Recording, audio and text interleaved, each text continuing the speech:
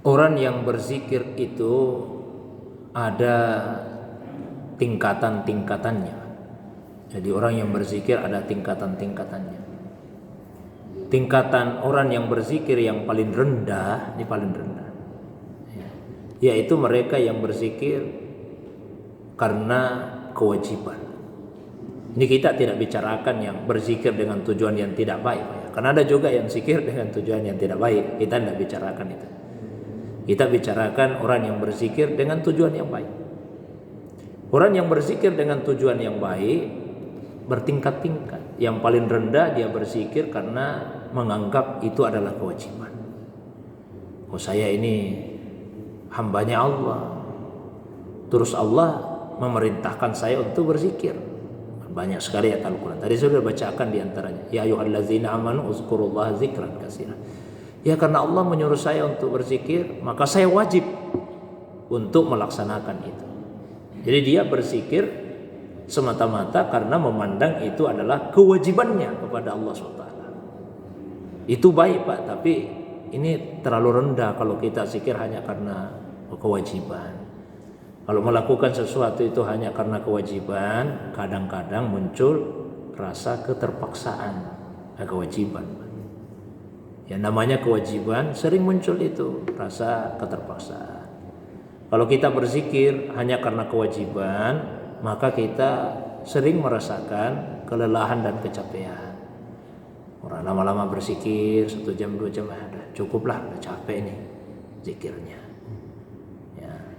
Sehingga kita harapkan berzikir itu bukan hanya sekedar karena kewajiban. Kita tingkatkan level zikir itu. Kita berzikir karena merasakan zikir itu adalah satu kebutuhan. Bukan sekedar kewajiban, tapi kita butuh zikir. Bukan hanya kewajiban Pak, kita memang butuh untuk berzikir. Karena kita ini manusia, ada tubuh kita, ada ruhani kita. Dan masing-masing membutuhkan suplemen atau makanan. Tubuh kita ini butuh makanan. Makanannya tubuh ya makanan fisik. Ketika tubuh ini tidak diberikan apa yang menjadi kebutuhan makanan itu, kan tubuh kita kemudian melemah. Rohani juga begitu. Rohani juga butuh suplemen yang menguatkannya. Yang menguatkannya adalah zikir. Sehingga karena ada kesadaran, oh saya butuh berzikir, maka tentu ada dorongan lebih dibandingkan dengan yang berzikir hanya karena menganggap itu kewajiban saja. Nah, kita tingkatkan lagi, jangan hanya karena butuh. Karena kalau orang berzikir itu hanya merasa butuh, ketika dia sudah merasa tidak butuh lagi, udah dihentikan zikirnya itu misalnya. Ya ibaratnya kayaknya udah cukup ini, ya, sudah terpenuhi kebutuhan. Ibaratnya Pak, mohon maaf, orang berdoa kan kadang-kadang begitu. Kapan dia berdoa, merasa butuh saja. Begitu keinginannya terpenuhi, udah selesai lagi doanya. Ya. Mau mendaftar misalnya pekerjaan, saya butuh kepada Allah, mudah-mudahan saya lulus. Dia berdoa lagi Pak, udah diterima, udah lupa lagi sama Allah. Ya. Kemudian dia sakit, dia merasa butuh lagi, oh saya sakit, saya butuh kesembuhan. Dia berdoa lagi kepada Allah untuk sembuh dan seterusnya. Itu kalau hanya sekedar karena kebutuhan. Kita tingkatkan lagi. Kita berzikir bukan hanya sekedar kewajiban, bukan hanya sekedar karena kita merasa butuh, tapi kita berzikir itu karena seperti yang disampaikan tadi, karena kerinduan kita kepada Allah Subhanahu wa taala. Wa fi anfusikum afala tubsirun, dan di dalam diri kalian apakah kalian tidak melihatnya? Sanurihim ayatina fil afaq wa fi anfusihim. Niscaya kami akan perlihatkan ayat-ayat kami yang tersebar di seluruh ufuk, wa fi anfusihim, dan di dalam diri mereka sendiri. Dalam diri kita ini ada ruh yang ditiupkan oleh Allah Subhanahu wa taala. Itulah sebabnya disadari atau tidak disadari, seorang manusia itu akan selalu merindukan sifat-sifat yang merefleksikan, yang menggambarkan sifat-sifat Allah Subhanahu wa taala. Mohon maaf Bapak Ibu sekalian, Kalau kita berjumpa dengan orang yang alim, orang yang berilmu, kan kita senang itu. Melihat orang berilmu, kita senang sama orang berilmu. Mengapa kita senang sama orang yang berilmu? Sebetulnya di balik itu yang kita rindukan Allah yang alim, Allah yang maha berilmu. Makanya kita senang sama orang yang berilmu.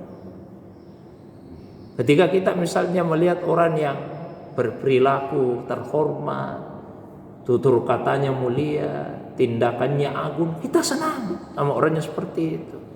Kan tidak ada orang Pak yang senang melihat orang yang tutur katanya kasar, perilakunya bengis, tidak ada yang senang. Yang kita senangi itu kalau tutur katanya lembut, halus, perilakunya baik. Mengapa kita menyenanginya? Tanpa kita sadari, sebetulnya yang kita rindukan itu Allah yang karim, Allah yang maha mulia. Ketika kita bertemu orang dengan yang dermawan, yang ringan tangan dalam arti suka menolong, suka membantu, kita semua pasti senang. Tidak ada orang yang senang sama orang kikir, Pak. Tidak ada. Bahkan orang kikir sekalipun tidak senang sama orang yang kikir. Kita semua senangnya sama orang yang dermawan. Kenapa kita senang sama orang yang dermawan? Karena sebetulnya kita rindu kepada Allah yang punya sifat jawad, ya, yang suka memberi, Allah yang maha dermawan. Ketika misalnya ada orang yang pemaaf, lapang hatinya, lapang dadanya, ada orang berbuat salah dia mudah memaafkan, kita senang, Pak. Tidak ada orang yang senang sama orang yang pendendam, orang yang pemarah. Wih, pendendam sekali. Yang kita senang itu orang yang pemaaf. Kenapa seperti itu? Karena kita rindu sebetulnya kepada Allah SWT yang afu. Ketika misalnya ada orang yang punya sifat pengasih, ada orang yang punya sifat penyayang, kita pasti senang itu. Orang yang pengasih, orang penyayang, ibu yang lembut hatinya, kita senang. Atasan yang penuh sifat kasih sayang, yang welas kasih, pasti kita senang. Karena sebetulnya pada saat itu kita merindukan Allah yang Ar-Rahman Ar-Rahim, yang maha pengasih dan maha penyayang. Semua sifat-sifat yang merefleksikan sifat-sifat Allah akan kita senangi, karena kita merindukan Allah SWT. Maka kita berzikir itu sebagai cermin dari kerinduan kita kepada Allah Subhanahu wa ta'ala. Kerinduan itu adalah bukti kecintaan kita kepada Allah SWT. Kalau orang rindu karena cintanya kepada, rindu itu dalam bahasa sufi disebut syauq, kerinduan. Kerinduan itu muncul karena ada kecintaannya kepada Allah Subhanahu wa ta'ala. Kalau orang zikir karena cinta, dia tidak akan merasakan keterpaksaan, dia tidak akan merasakan kejenuhan, dia tidak akan mudah berhenti karena kebutuhannya terus menerus. Sama Pak ya Muhammad, walillahil masalul a'la, walillahil masalul a'la. Tentu Allah sangat jauh ini untuk diperumpamakan, tapi ini untuk memudahkan pemahaman. Misalnya anak-anak muda lah, yang masih muda, waktu kita masih muda-muda dulu lah Pak. Kalau ada orang yang kita cintai, kemudian meminta kita, tunggu karena sebutlah satu tempat Pak. Kita datang di tempat kita menunggu. Biar lama kita tunggu, tidak ada masalah Pak. Karena yang meminta ini orang yang kita cinta. Begitu dia datang, senang hati kita. Berjam-jam duduk di situ cerita dari tahu apa dicerita. Berjam-jam tidak terasa.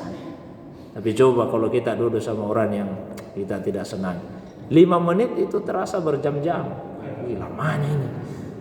Kalau dengan orang yang kita cintai, berjam-jam Pak tidak terasa. Kenapa cepat sekali berhentinya? Orang zikir begitu. Zikir. Kalau zikir itu karena kecintaan kepada Allah yang memunculkan perasaan rindu kepada Allah yang dicintai, berjam-jam kita zikir tidak terasa itu. Tidak terasa. Hanya majelis-majelis zikir, kalau kita lihat, lamanya itu berzikir, tidak capek itu. Dilihat, mereka berzikir karena cintanya kepada Allah, karena rindunya kepada, berjam-jam pun tidak akan terasa. Beda dengan orang yang berzikir hanya karena butuh, udah tercapai kebutuhan, udah selesai. Apalagi kalau hanya karena kewajiban saja, ada rasa keterpaksaan di dalamnya. Jadi mari kita tumbuhkan di hati itu kecintaan kepada Allah SWT.